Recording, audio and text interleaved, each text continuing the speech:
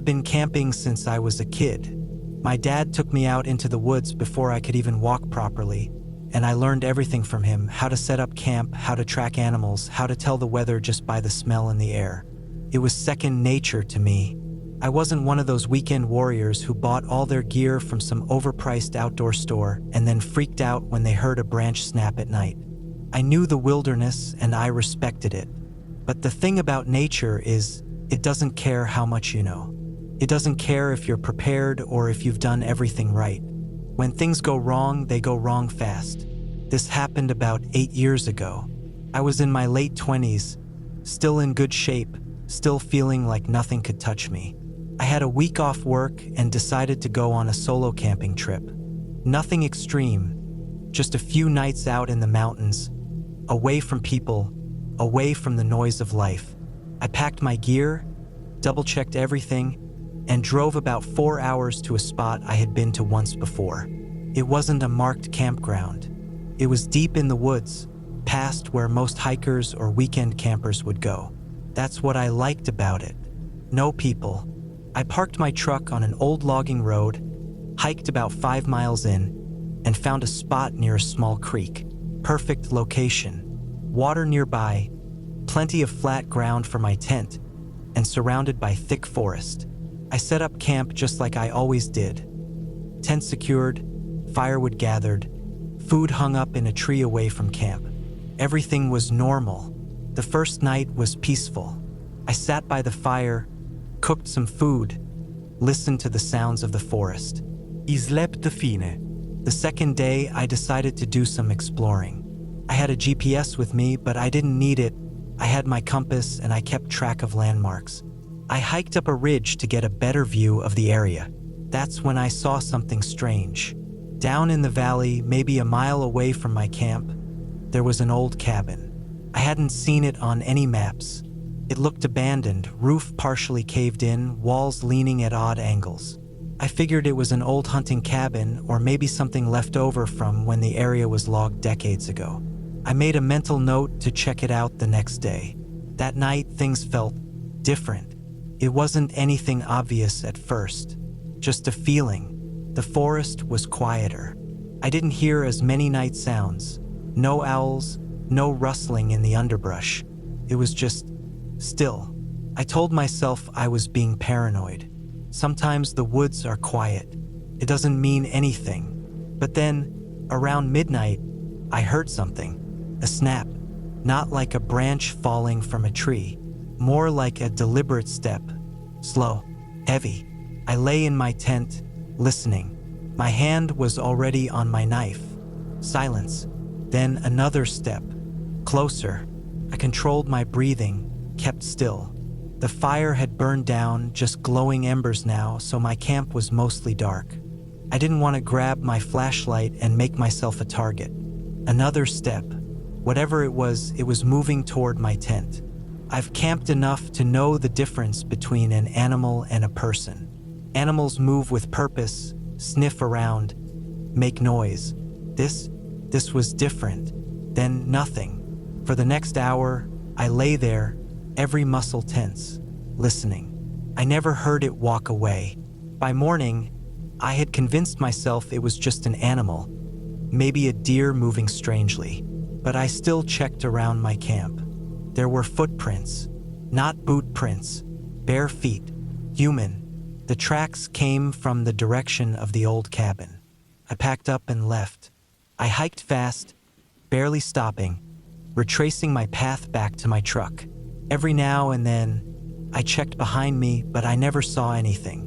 By the time I reached my truck, my nerves were shot. I threw my gear in the back, started the engine, and got the hell out of there. I don't know who was out there or why they were watching me, but I do know one thing. I wasn't alone.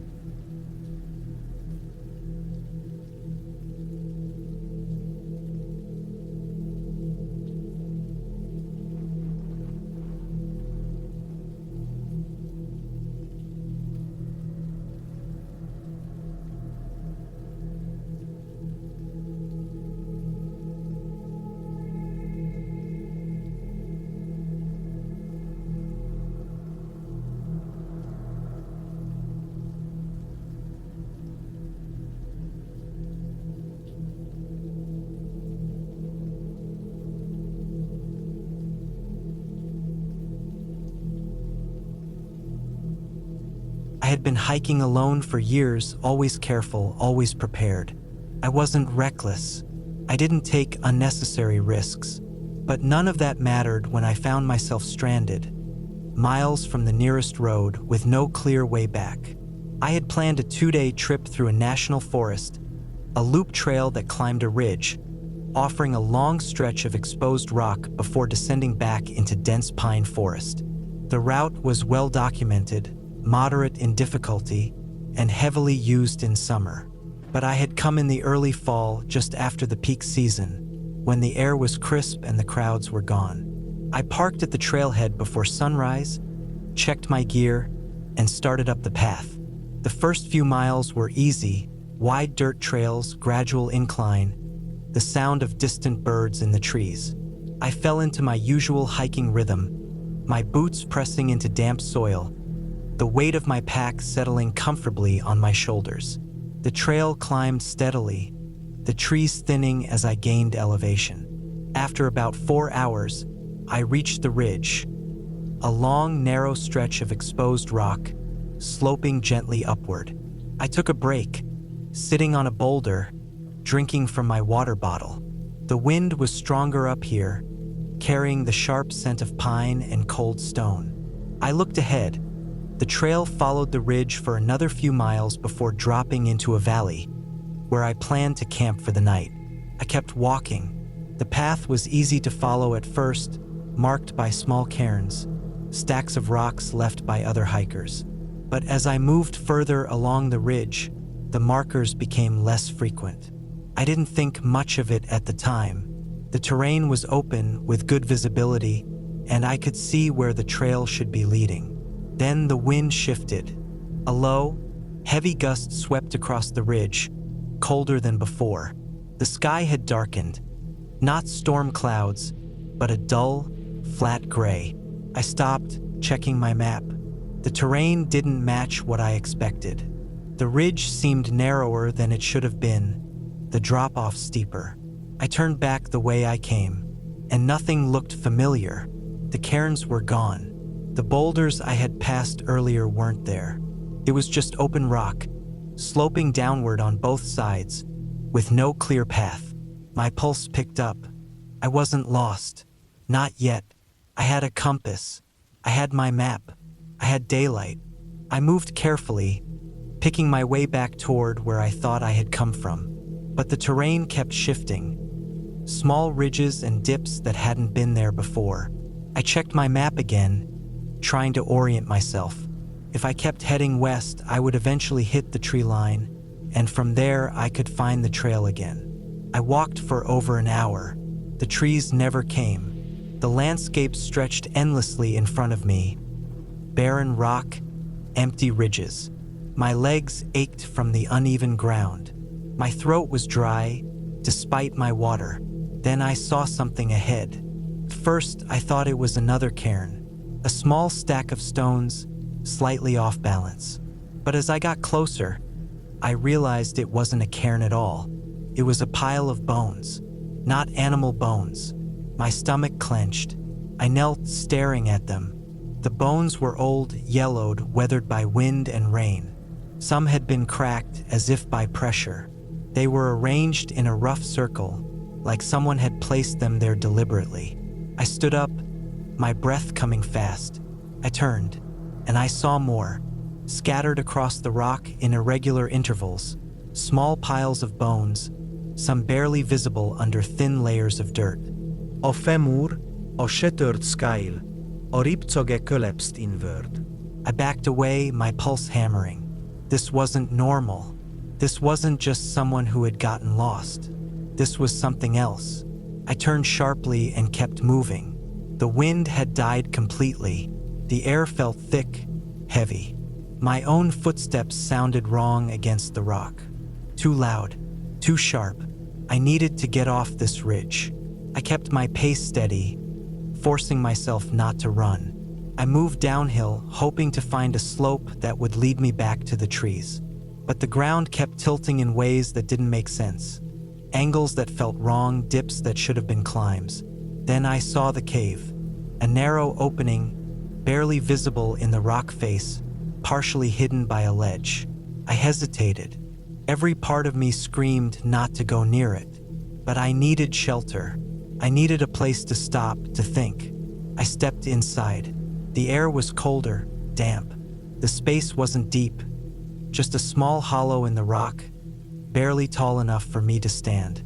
But the walls were covered in scratches. Deep, uneven gouges, overlapping each other in chaotic patterns. I stepped closer, running my fingers over them. They weren't random. They followed a pattern, a frantic repetition of shapes. Tallies, hundreds of them carved deep into the stone. I stumbled back, my breath quickening. I turned to leave, and outside the cave, less than 50 feet away, something moved. It was low to the ground, barely more than a shadow against the rock. Crawling, moving with deliberate, jerky motions. I didn't stop to look. I ran.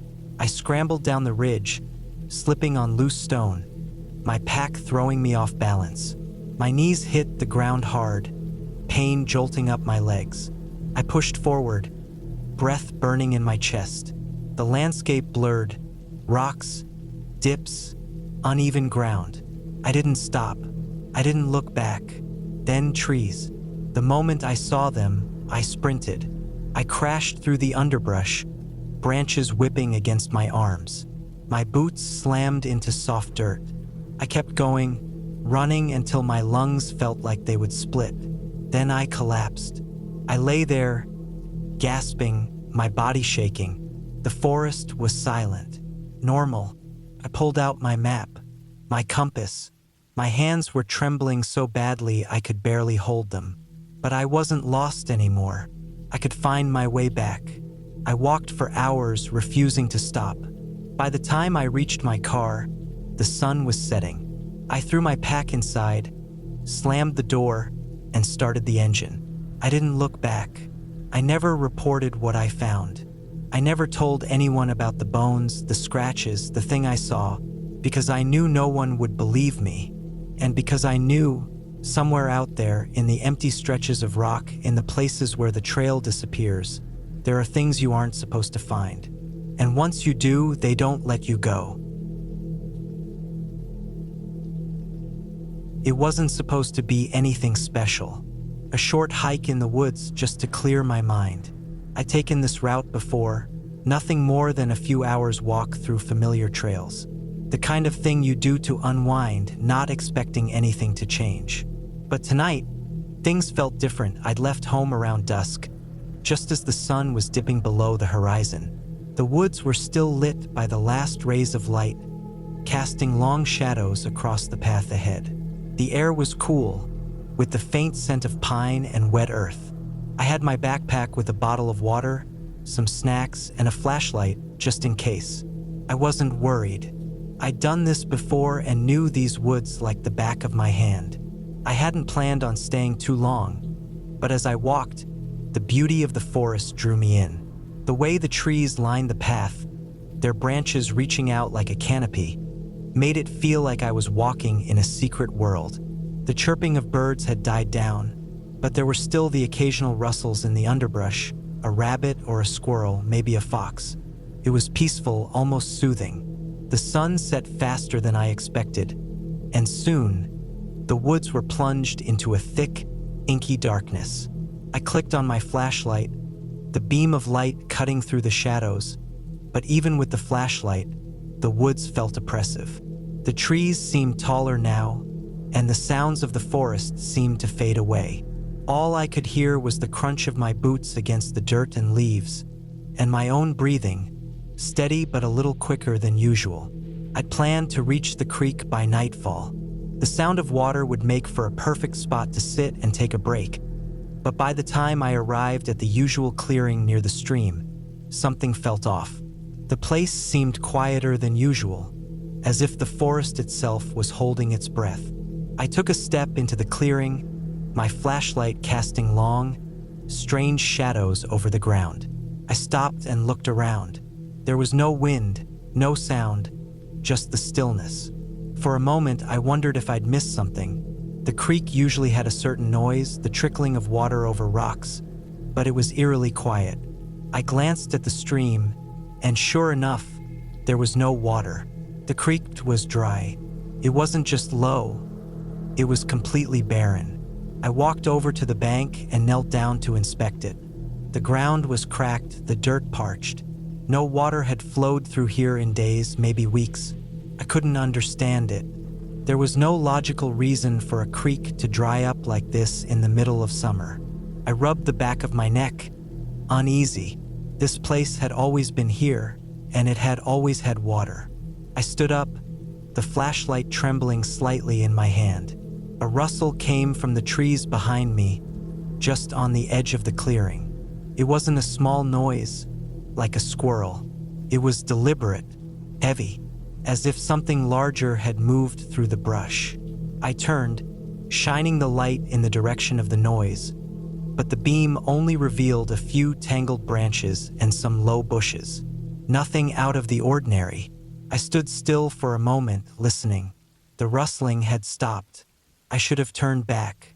Something about the woods felt different tonight, and my instinct was screaming at me to leave. But instead, I told myself it was just my imagination. It had to be.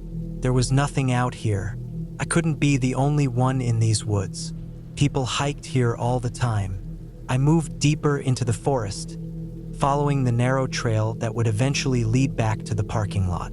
But with every step, the air seemed to thicken. The trees seemed to lean in closer, and the path became less defined. It was as if the forest was swallowing me whole. I should have been able to find my way back by now, but the darkness made everything look unfamiliar. I checked my watch. It wasn't that late, but something was wrong. The woods felt too quiet, too still. My flashlight beam shook as I turned around, checking behind me, but there was nothing. No sounds of animals, no distant rustling, no wind, just an oppressive silence. I walked faster now, my heart beginning to beat harder in my chest. The trees seemed to be growing closer together, the branches tangled in a way that made it feel like the path was narrowing. It was harder to see even with the flashlight. The beam of light flickered for a second, and when it came back on, the forest had changed. It wasn't the same. The trees seemed more twisted, their bark dark and rough. The branches gnarled like fingers reaching out to grab me. The path ahead was now barely visible. I stopped, my breath catching in my throat. Something wasn't right. The woods had always been dark at night, but this wasn't just darkness. It was something more. I turned around, but there was no sign of the clearing, no sign of the creek. I was deep in the woods now, and the path I had been following had disappeared completely. I felt a cold shiver run down my spine as I realized that I had no idea where I was. My phone was in my backpack, but I hadn't thought to check it. Now, I didn't want to. I could feel it. The woods were alive in a way they hadn't been before. I tried to move forward, but the trees now seemed to block my way. The air felt thick and heavy, pressing in on me. I stepped off the path and into the brush, my boots crunching on the dry leaves, but the ground seemed to give way underneath me. I stumbled, my ankle twisting as I caught myself on a nearby tree. Pain shot up my leg, but I didn't have time to think about it. I had to get out. I pushed forward, my mind racing. I was lost, completely lost. The flashlight was the only thing that kept me from completely losing my bearings, but the beam was weak now, flickering with every step. I didn't know how much longer the batteries would last. Suddenly, I heard it again, a sound from behind me, the rustling, that same deliberate movement through the brush. This time, it was closer, too close. My heart hammered in my chest, and I spun around, shining the flashlight into the darkness. But there was nothing there, just trees, shadows. I froze. A shape moved in the distance just at the edge of the light. It was large, too large to be an animal. I blinked, trying to focus, but the shadows played tricks on my eyes. My throat tightened, and I tried to tell myself it was just the forest, just the wind, but something inside me screamed to run. And so I did. I bolted down the path, my legs aching, my breath coming in sharp gasps. The flashlight flickered again, and for a brief moment, everything went black. I cursed under my breath, desperately tapping the side of the flashlight. It flickered back to life, and I saw it. The figure. It was moving through the trees, following me. It wasn't human. The shape was too tall, too long. Its movement wasn't natural. It glided between the trees, almost as if it was floating. My stomach churned with a wave of nausea. Couldn't breathe.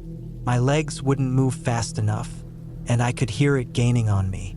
I ran, faster than I ever thought possible, my pulse roaring in my ears. My foot caught on a root, and I went sprawling into the dirt. Pain shot through my body, but I didn't stop. I scrambled to my feet and kept going, my only thought to put distance between myself and whatever was following me. It wasn't until I reached the edge of the woods that I stopped. I didn't know how far I had run, but I could see the dim outline of the road ahead. The forest seemed to recede behind me, as though I had crossed some invisible line. The figure was gone, but I could still feel it in the pit of my stomach. I didn't look back. I didn't stop running until I reached the car. And even then, I didn't feel safe. The woods had changed. The trees had closed in on me in a way that was unnatural. Whatever had followed me, whatever it was, I didn't want to know.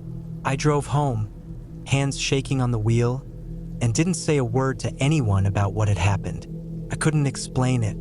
I couldn't explain the twisted trees, the way the forest seemed alive, or the thing I had felt watching me.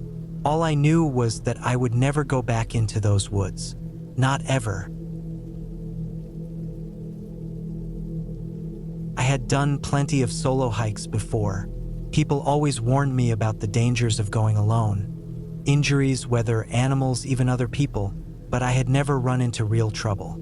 I liked the solitude, the quiet, the feeling of moving through the wilderness with nothing but my pack and my instincts.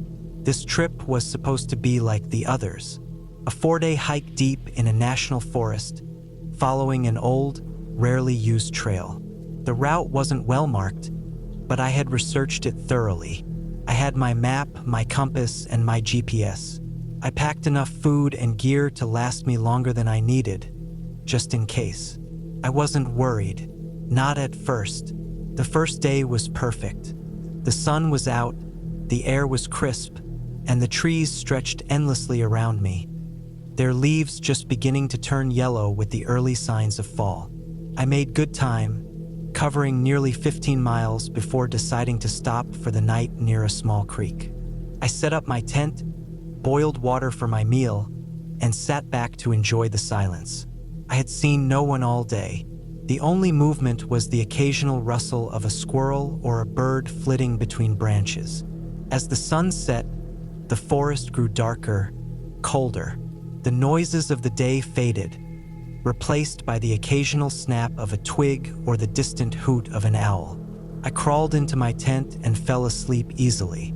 I woke early, packed up, and got moving before the sun had fully risen. The second day's hike was harder, steeper climbs, thicker brush. The trail was less defined here, overgrown in places, but I had my bearings. Or at least I thought I did. By midday, I reached a fork in the trail. This wasn't on my map. One path led uphill, disappearing into dense trees. The other curved downward, following a dry creek bed. Neither looked right, but I had to choose. I decided on the uphill path. It seemed to match the direction I needed to go. I hiked for another few hours, but something felt wrong. The terrain didn't match my map. The ridges were steeper, the trees different. Then I saw something strange. A rope, a thin, weathered rope tied around a tree trunk, frayed at the edges. It didn't belong here. It wasn't part of any trail marker. Someone had put it there. I stopped, scanning the forest. Nothing, just trees and silence. I kept moving. By late afternoon, I still hadn't found my next landmark. I should have reached a valley by now, But instead, the trees seemed to close in tighter around me. The undergrowth was thick, slowing my pace. I had the sinking feeling that I had gone the wrong way. I checked my GPS. The screen flickered, then went blank. Dead.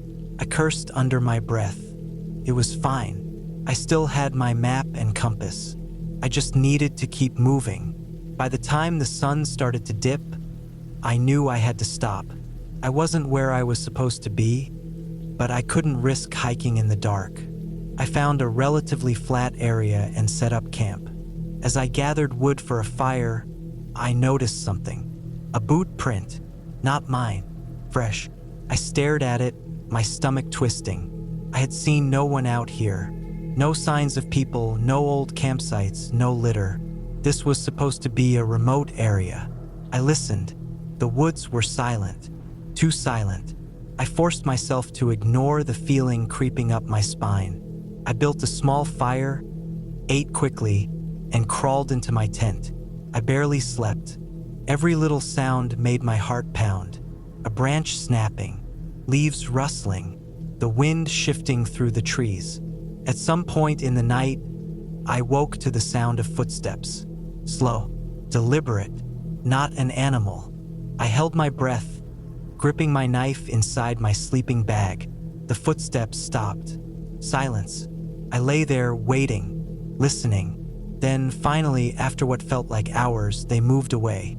I didn't sleep after that. The first light, I packed up and moved fast. I didn't bother eating.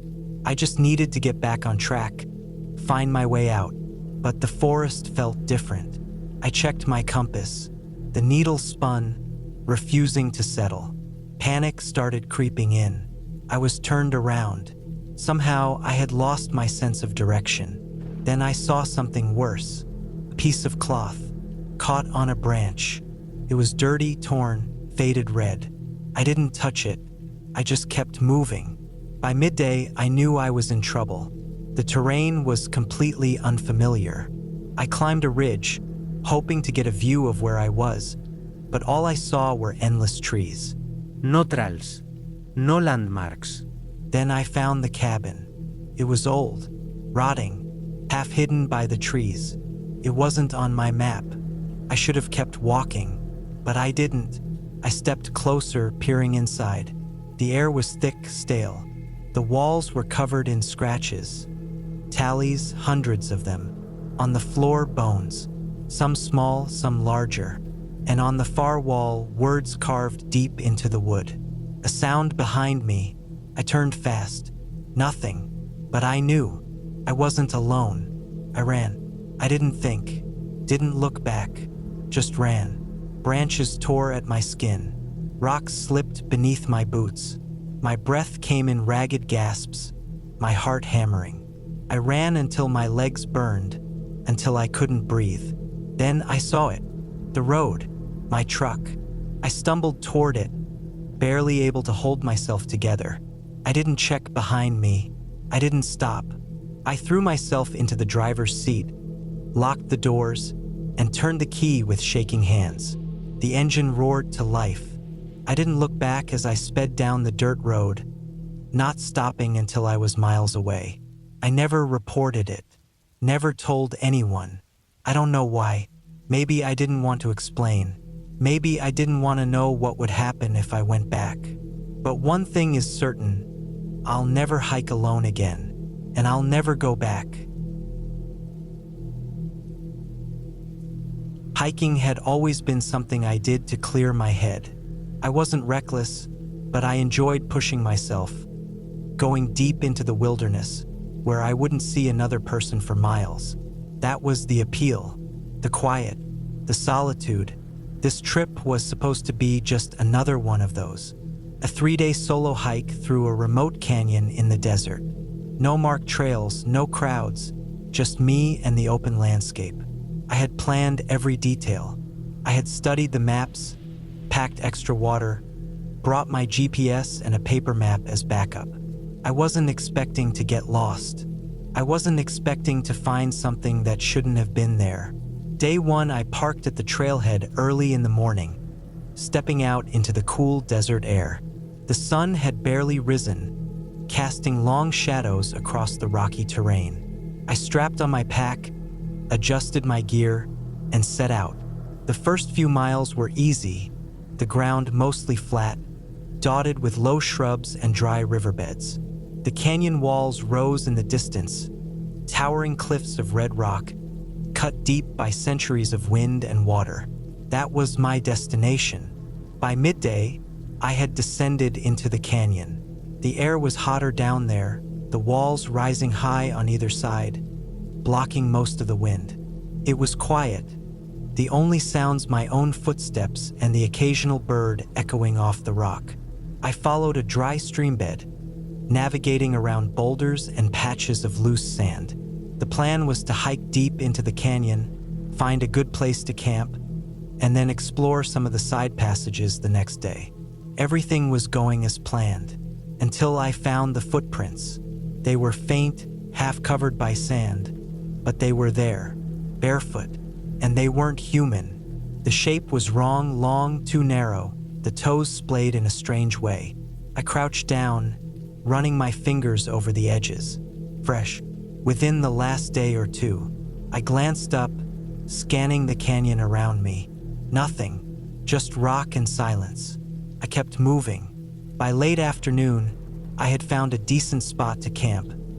Flat ground, some natural cover from the wind. I set up my tent, ate a quick meal, and sat with my back against a boulder, watching the light fade. The silence felt different now, heavier. That night, I barely slept. I kept waking up, convinced I had heard something outside my tent, a shifting of sand, a soft, deliberate movement. But every time I listened, there was nothing, just silence. Day 2, I woke up early, feeling uneasy but determined to finish what I had planned. I left most of my gear at camp and set out to explore one of the side canyons. It was narrower than the main path, winding through high walls of rock, the sky barely visible overhead. An hour in, I found something strange, a structure. At first, I thought it was just a pile of rocks, but as I got closer, I saw it wasn't natural. A rough shelter built against the canyon wall. Small, maybe 5 feet tall, made from stacked stones and dried mud. It didn't look old. Someone had built this recently. I stepped closer, my pulse picking up. The entrance was low, just a dark opening in the rock. I hesitated. Then I noticed something near the entrance. Pile of bones, picked clean, sun-bleached. Some were animal, small skulls, ribs, but some were bigger, too big. I turned and left, moving fast. I didn't run, not yet, but I didn't stop. By the time I reached camp, the sun was sinking. I packed my things, my hands moving quickly. I wasn't staying another night. I started hiking back, pushing myself hard. I could make it to the canyon entrance by morning. Then I heard it, a sound behind me, soft, footsteps in the sand. I didn't turn around. I kept moving, faster. The sound kept pace. Then I smelled it. Rot, thick and sour. I walked faster, my breath coming short. My heart was hammering. Then up ahead something moved, a shape stepping out from behind a boulder. Tall, thin, watching. I didn't think. I ran. I didn't stop. Not when I tripped, not when my legs burned, not when the canyon walls seemed to press in around me. I ran until the sun rose, until I saw my truck in the distance, until I was safe. I don't know what I saw in that canyon. I don't ever want to find out.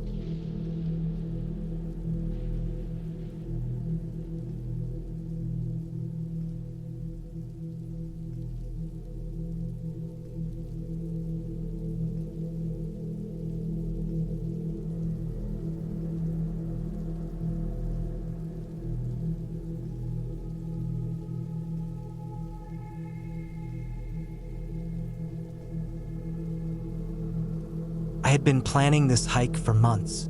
Ever since I saw a post about the remote backcountry trails in Montana, I knew I had to go.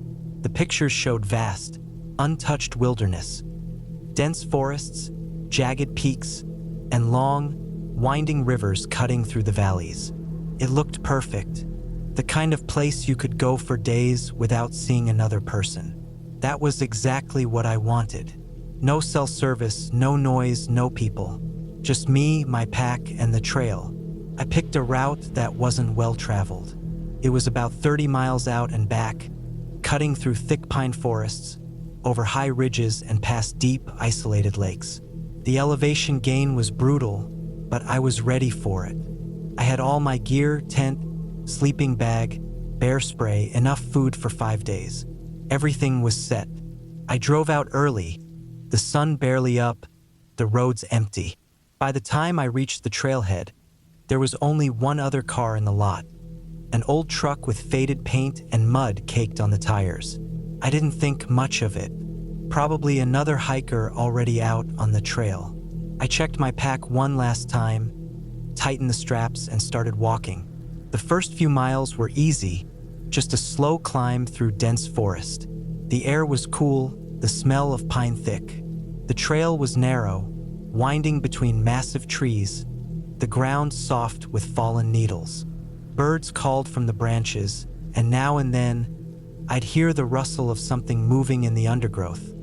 A squirrel, maybe a deer. After about an hour, I reached the first real climb. The trail turned steep, the dirt loose beneath my boots. I leaned forward, using my trekking poles to push myself up. My breathing grew heavy, sweat starting to build under my pack. I stopped once to take a sip of water, looking back down at the forest below. The trees stretched out endlessly, dark green and unbroken. No roads, no buildings, just wilderness. I kept moving. By mid-afternoon, I reached a small clearing at the top of a ridge. It was the perfect place to rest. Flat ground, a clear view of the valley below. I dropped my pack and sat down, stretching out my legs. I took a deep breath, enjoying the silence. That's when I noticed something. At the far end of the clearing, near the treeline, was an old fire ring. Just a circle of blackened stones, half covered in dirt and moss. It looked like it hadn't been used in years. But next to it, half buried in the grass, was something else. A boot. It was old, the leather cracked and faded, the laces missing. I walked over and picked it up. Inside, the insole was worn down to nothing, the toe caked with dried mud. Someone had left it here a long time ago. I looked around, but there was nothing else. No pack, no other gear, just the boot. I tossed it back down and headed out. The trail dropped steeply after that, winding down into a deep valley. The trees grew thicker, the air damp and cool. I passed a stream, the water clear and fast-moving, then started the next climb. It was slow going, my legs already tired, but I pushed through. I wanted to reach the lake before dark. It was just after 6 when I finally saw the water through the trees.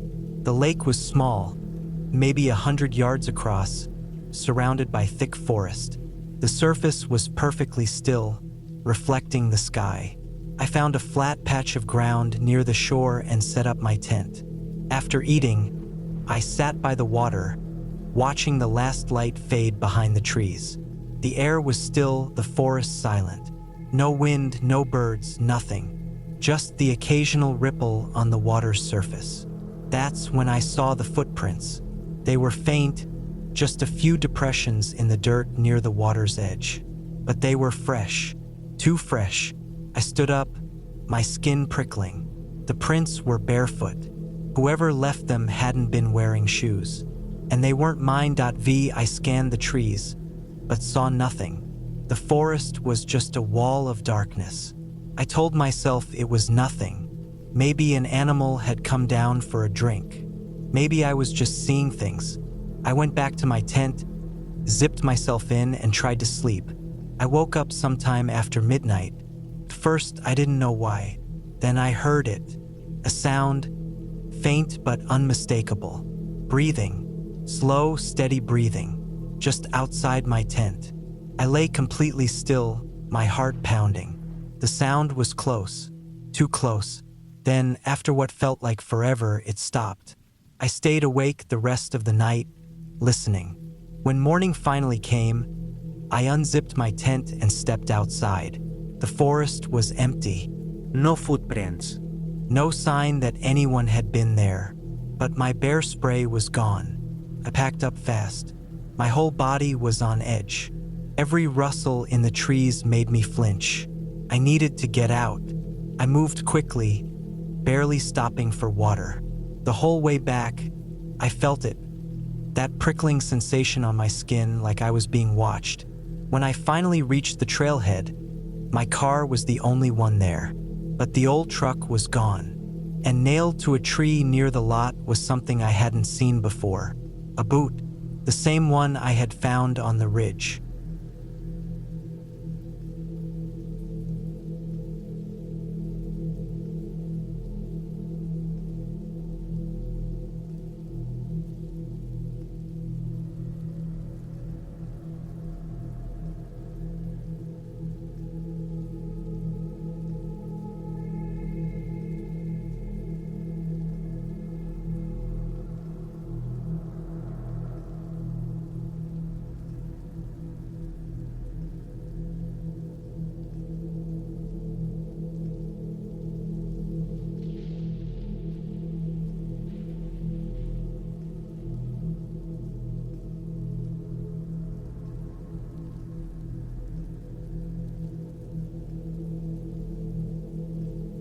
I had been hiking alone for years.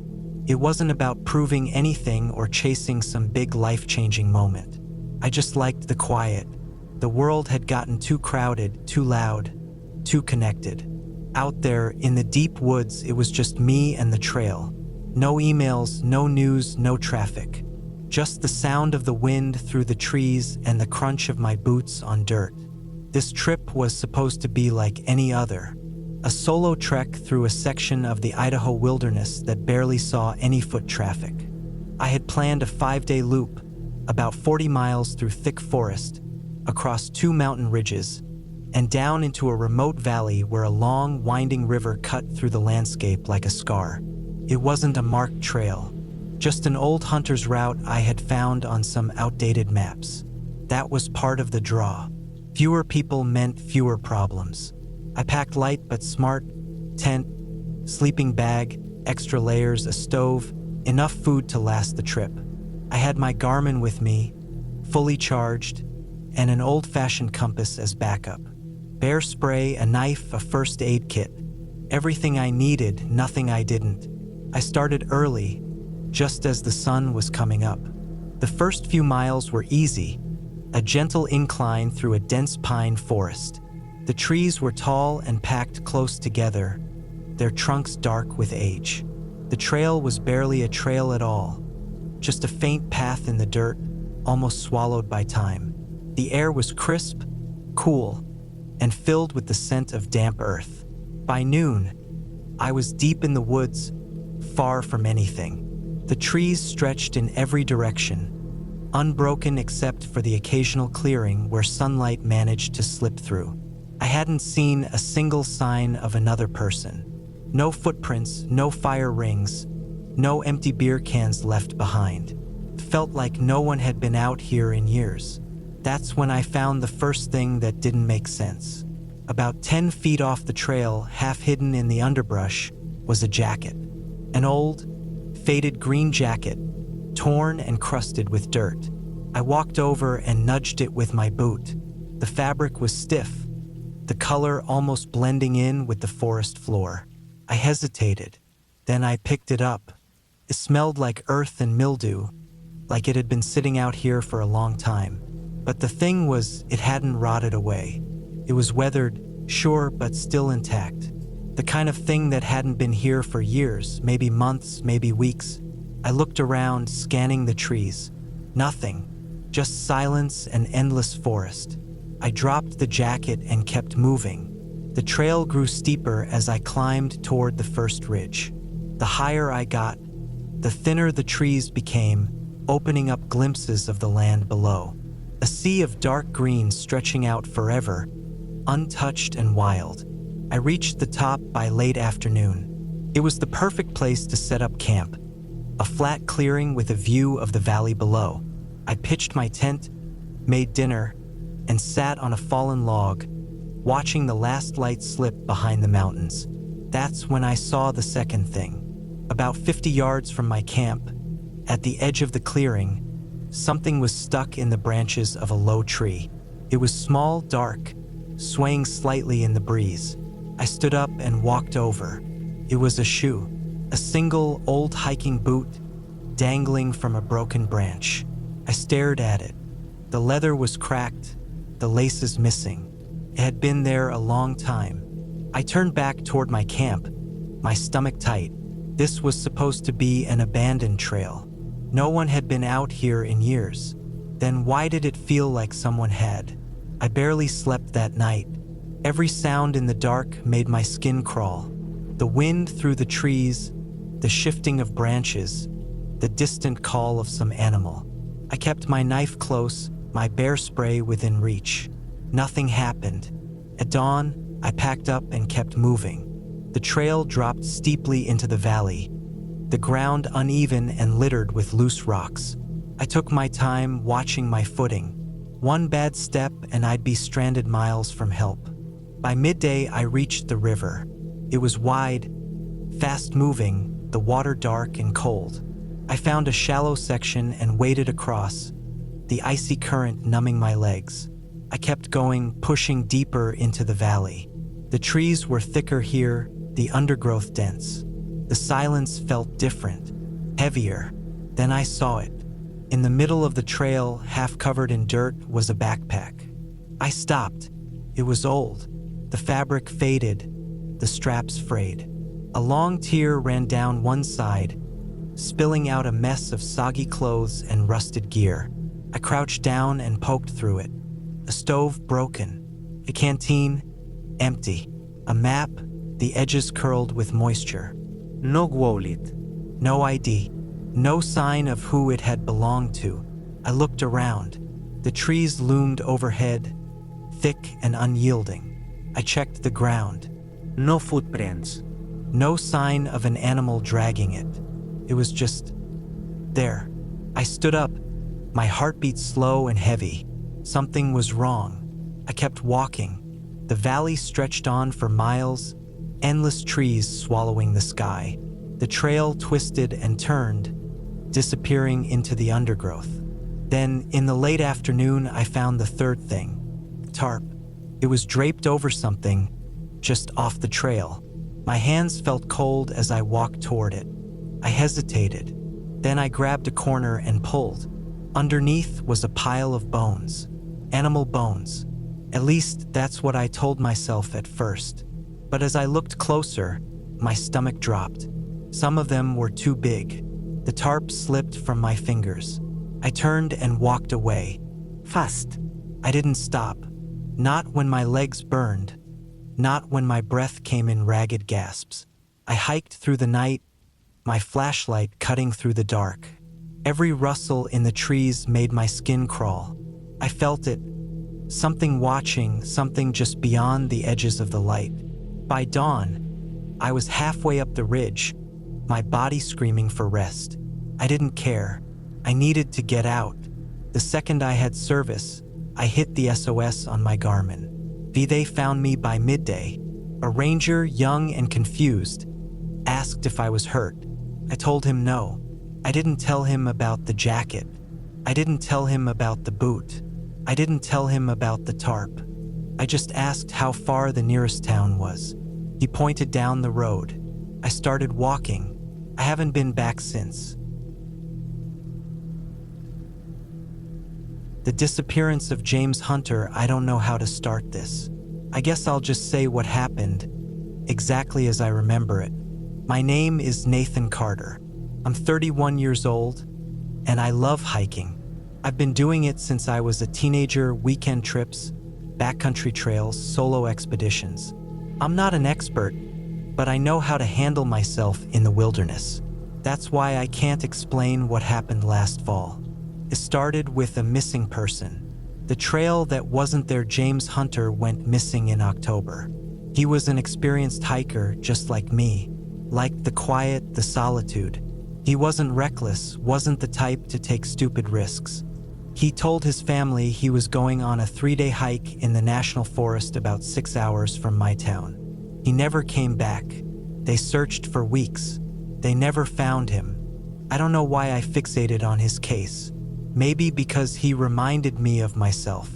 Maybe because I had hiked in that same area before. Or maybe because I felt like I could find him. I don't mean that in a heroic way. I wasn't trying to be some kind of rescuer. But I knew the woods and I knew how people got lost. If he had fallen, if he had gotten disoriented, there had to be clues. So, a month after he disappeared, I packed my gear and drove to the trailhead. It was late November, cold but not freezing. The trees were mostly bare, the ground covered in dry leaves. The official search had ended weeks ago, but I wasn't expecting to find a body. Just something, a sign, anything. I started early in the morning. The first few miles were familiar, well-maintained trails, clear markers. I followed the same route James had taken, retracing his last known steps. Then I reached the part where he supposedly vanished. The problem was I didn't see how.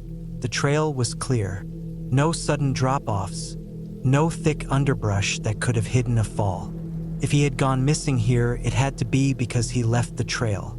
I looked around, searching for anything unusual. That's when I saw the other path. It wasn't marked.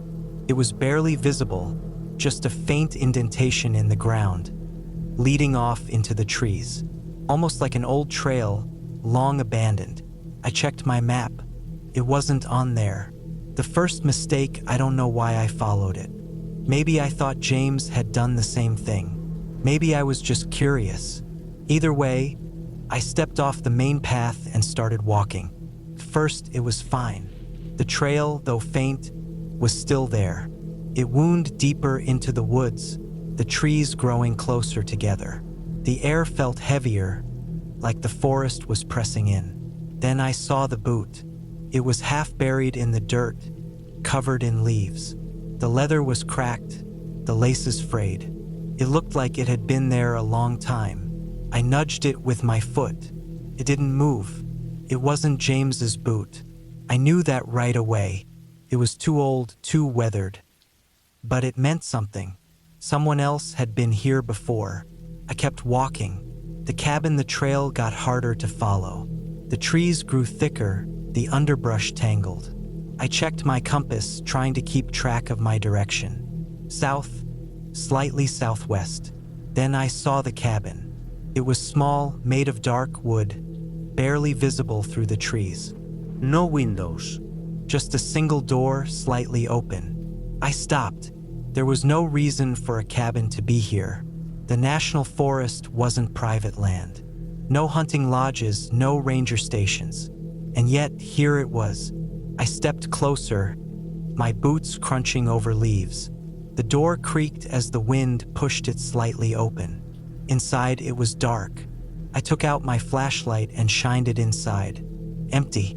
No furniture. No debris. Just a wooden floor, covered in dust. Then I noticed the scratches. Deep grooves in the wood, running in random patterns. Like someone had dragged something heavy across the floor. Over and over again. I backed away. The forest felt too quiet. Then I heard something move. Not inside the cabin. Behind me, the feeling of being watched. I turned fast, my heart pounding. Nothing, just trees, just silence. But I knew I wasn't alone. I listened, holding my breath. The air was thick, unmoving. The smell of damp wood and dead leaves filled my nose. Then a branch snapped, closer this time. I didn't wait. I turned and walked back the way I had come, fast but not running. The trail was harder to follow now. It was like the trees had shifted, the path less visible. I kept my compass in my hand, checking my direction. South, slightly southwest. I kept walking. Then I saw something that made my stomach drop. The boot, the same one I had seen before. I had walked in a circle. The descent into panic that wasn't possible. I had been walking in a straight line. Hadn't I? I took a slow breath, forcing myself to think. I wasn't lost. I had a compass, a map. I just needed to reorient myself. I turned, adjusting my direction. North. I walked. Minutes passed. Maybe an hour. The sky was darkening, the air colder. Then I saw the cabin again. The chase I ran. I don't know why I ran, but I did. Branches whipped against my face, my breath coming in sharp gasps. I didn't care about the trail anymore. I just needed to get out. Then I heard footsteps. Not mine. Something else. Running. Behind me. I didn't turn around. I sprinted, lungs burning, legs shaking. Then a break in the trees. The road. I stumbled onto the dirt, nearly collapsing as I reached my car. My hands shook as I fumbled with the keys. The engine roared to life, and I sped away, not looking back. The final clue: I didn't stop driving until I reached a gas station miles away. I got out, leaning against the car, my hands still trembling. That's when I noticed something stuck to my boot. Piece of paper, old, yellowed, torn. One word was written on it in shaky, uneven letters. Run. I never went back.